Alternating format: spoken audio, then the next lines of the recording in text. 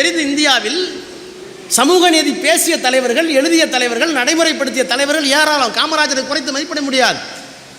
ஓமாந்தூர் ராமசாமி ரெட்டியாரை குறைத்து மதிப்பிட முடியாது. ஓமாந்தூர் ராமசாமி ரெட்டியார் தான் முதலமைச்சராக இருந்தபோது 1946 இடஒதுக்கீடை அமல்படுத்தினார் புதிதாக. அப்ப காந்தி கிட்ட போய் சொன்னாங்க, இங்க இருக்கிற பிராமணர்கள் எங்களுக்கெல்லாம் வேலையெல்லாம் பண்ணிட்டார் ஓமாந்தூரார், நீங்க கேளுங்கன்னு சொன்னப்போ ஓமாந்தூரை கூப்பிட்டு கேட்டார் காந்தி.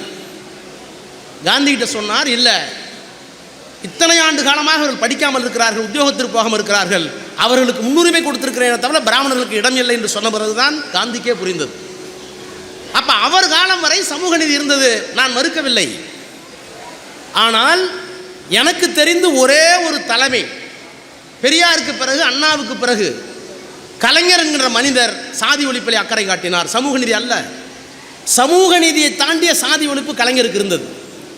இன்றைக்கு நாம் சமூக நீதியை பேசிக் கொண்டிருக்கிறோமே, அரசியல் இருக்கிறோமே, ஆளுங்கட்சியாக இருக்கிறோமே, கலைஞருக்கு ஒரு மிகப்பெரிய மதி நுட்பம், கொள்கை நுட்பம் எது தெரியுமா? ஒரு அரசியல் கட்சியினுடைய தலைவருக்கு பின்னாலே ஒரு தத்துவம் இருக்கிறது என்று வைத்துக் கொள்ளுங்கள். அந்த தத்துவத்தை நிறைவேற்றுகிற போது அந்த தத்துவம் பொதுமக்களுக்கு அல்லது பொது ஜனத்திற்கு சமூக பெருவழிக்கு ஏற்புடையதாக இல்லாமல் இருக்கலாம். இன்றைக்கு சாதியால் நாம் பிளந்து கிடக்கிறோம். Each and every village is the working unit of Hinduism, Hindu religion என்று அம்பேத்கர் சொன்னார். ஒவ்வொரு கிராமமும் இந்து மதத்தை காப்பாற்றுகின்ற பௌதீக கட்டமைப்பு தான் என்று அம்பேத்கர் சொன்னார். என்ன காரணம்? எல்லாம் மாறி போச்சு. ஆனால் கிராமத்துக்கு போங்க, கவுண்டர் தெரியுது தான், பல்லர் தெரியுது தான், பறையர் தெரியுது தான், முதலியார் தெரியுது தான். அதனால தான் சொன்னார், each and every village of this country is nothing but a working unit of Hindu religion. Hindu மதத்தை காப்பாற்றுகின்ற சாதியை பொத்தி பொத்தி பாதுகாக்கிற ஒரு அமைப்பு தான் கிராமம்.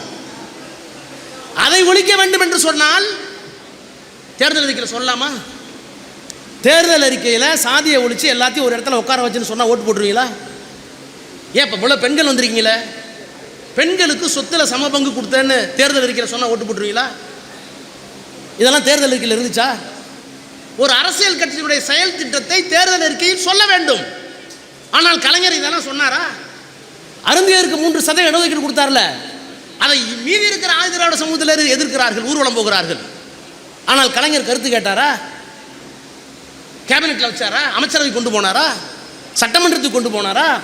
தான் ஏற்றுக்கொண்ட கொள்கையை நிறைவேற்றுவதற்கு அரசாங்கத்தினுடைய முதலமைச்சர் நாற்காலி ஒரு கருவியாக இருந்ததே தவிர அது தடையாக இருக்கக்கூடாது என்கின்ற அந்த அக்கறையோடு சட்டமன்றத்தை கேட்கல, கேபினட்டை கேட்கல, அந்த கொள்கையெல்லாம் நிறைவேற்றி தந்த ஒரு தலைவர் இந்த மண்ணிலே உண்டு என்றால் சாதி ஒழிப்பு போராளி கலைஞரை தவிர வேறு யார் இருக்க முடியும்? பெரியாருக்கு பின்னால், அண்ணாவுக்கு பிறகு.